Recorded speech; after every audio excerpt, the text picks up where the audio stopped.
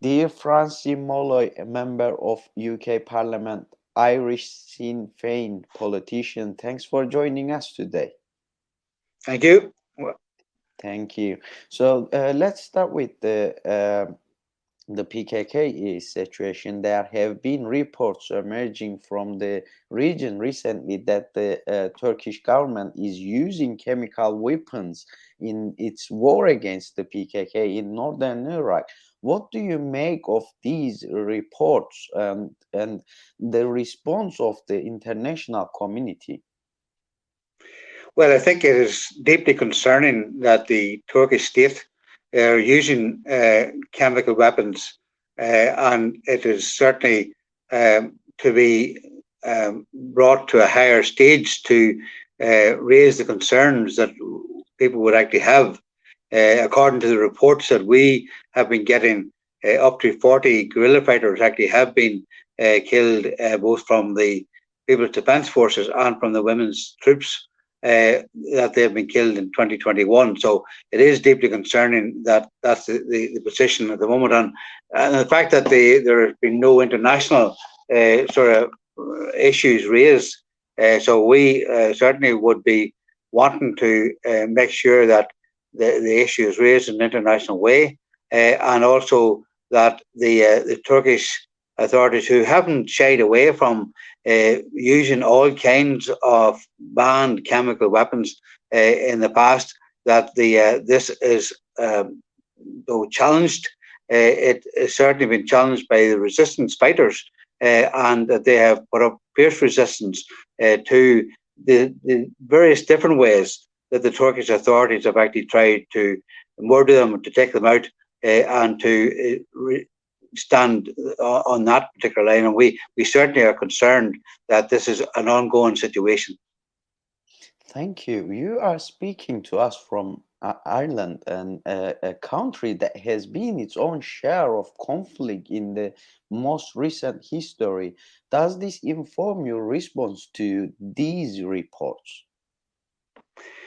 Well, first of all, as you know, like we in Ireland, and particularly from Sinn Féin and Republicans, have felt the full force of occupation forces and the hostile regime that the British have been here in Ireland, and they have, not on the same level as what the seen with the Turkish forces, but certainly on the way that these attacks took place on the community marching for civil rights, the community marching for political rights, and marching for the protection of prisoners. That the CR gases and others chemical weapons have been used against them, both in and outside of the prisons. In the prisons, the gas, anytime there was any form of protest within the prisons, the gas was used in a confined area by the British forces to put down any interaction within the prison. And even whenever the prison was set on fire to try and raise the concern about the prisoners themselves, the gas was the force of British troops were put in a confined area where people couldn't get away, and the gas was there, and they were left in the open air all night, having been hosed down with water cans and the CR gas actually put on them. So it is actually something that actually they denied at the time, but now with the release of the 30-year documents by the British authorities, we can see now what was happening in 1969 and 70s, and that there was denials by the British government that they were actually using these weapons, and yet it's now exposed that they actually were using those weapons. And it's the same thing again, that the British government have denied the role that they have actually played in Ireland, in the same way as the Turkish authorities are now playing a role in dealing with the Kurdish insurrection. And I think the concerns that we actually have is that, as long as countries get away with this for a short period of time, then they play on time, not actually exposing them. So we do need to make sure that this happens and is raised at an international level. No one spoke up for the Irish community at all, not even the Irish government.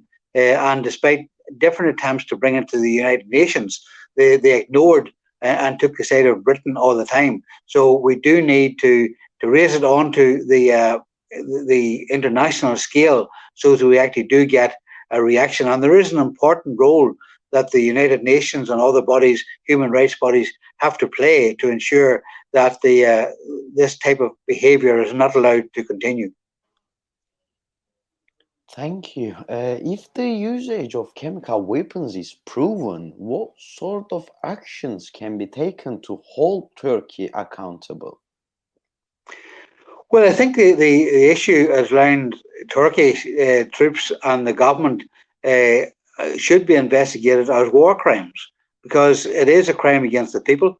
The so-called Operation Claw Lighting has seen the Turkish military wage a ground invasion and bombing of the mountainous regions, and including civilian areas. It is a crime against the people. And we do believe that it should be brought to the International Court to make sure that the Turkish authorities don't get away with these war crimes.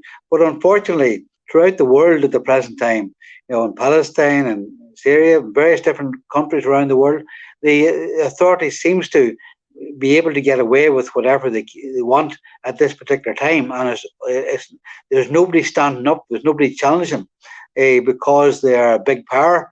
If it's a small country, it's different. But in a big power, they actually seem to be reluctant to take them on and to challenge them for the war crimes that they are committing. So we do need to have that independent investigation to be able to see what is happening, what weapons are being used, and an examination of the materials that are left behind to ensure that we check exactly what chemicals are being used. The organisation for the chemical weapons need to actually to be investigating what is actually happening and what processes are being done to actually deal with it. The convention has not conducted any investigation into the alleged collaboration in Turkey, alleging violation of those permitted weapons of this type, the chemical weapons. So there does need to be a proper investigation as regard what exactly is being used and what's exactly being fired in trying to deal with it, because the community themselves don't have the power to actually to raise this at international level. So others will have to speak up, others will actually have to challenge and to make sure that it's raised on the international level. Thank you. You recently signed up to the coalition against chemical weapons in Kurdistan. Can you tell us a little bit more about that? Very short, very briefly, that one, please. Well, I was delighted to actually to be asked to join the coalition against chemical weapons in Kurdistan, and it's a campaign, broad campaign group trying to actually raise the issues, bringing in activists, experts who actually know what is happening, know what to look for, and to be able to verify exactly what may have occurred.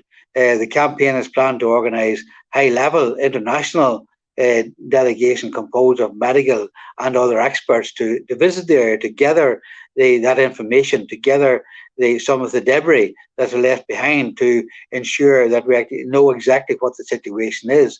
So and to be able to present that to the UN in Geneva, so that we actually get that. So it is very important that the materials that are left behind are held, that they are dealt with in the proper way, that they're given over to the international delegations, and that they can be supervised and tested in laboratories to see exactly what is being fired and what's been used, and so that Turkey don't get away with the allegations being made, and to be clarified what exactly is in the chemical weapons that they're using. Thank you. Just before I ask you your message, I would like to underline that as well. What should the international community be doing about the use of chemical weapons by Turkey? But very shortly. Well, I think first of all, it needs to be raised on the international level. It needs to be raised in the UN.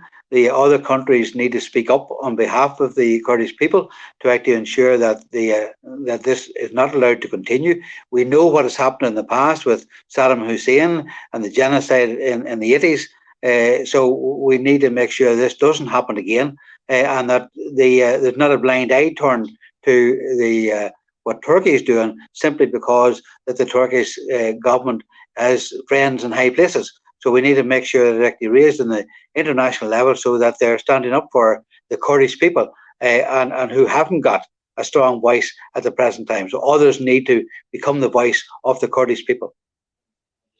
Thank you. Finally, what is your message to the Kurdish people who are being under attacked by Turkey in this way? Well, I feel under-equipped really to send a message to these fearless people who have been fighting and resisting occupation, resisting the Turkish forces in this way, because they have fought a severe struggle over many years. But like Ireland, we went through very dark days when there didn't seem to be any light at the end of the tunnel. So my view would be to them that their cause is right, that we actually support your cause, that we actually will support you and trying to raise the international issues. And there's always light at the end of the tunnel, and we have to keep battling to make sure that actually happens. One of the great heroes of our struggle was Bobby Sands, who went on hunger strike, and his famous quote was, "The revenge will be the laughter of our children." So I would say to the Kurdish people, your revenge will be the laughter of the young people, of the children of tomorrow, and that they will build a new and free peace. Dear Francie Molloy, member of the UK Parliament, Irish Sinn Féin politician, thanks for joining us. Thank you for your valuable comments today. Thank you very much for having me on today. Thank you. Thank you.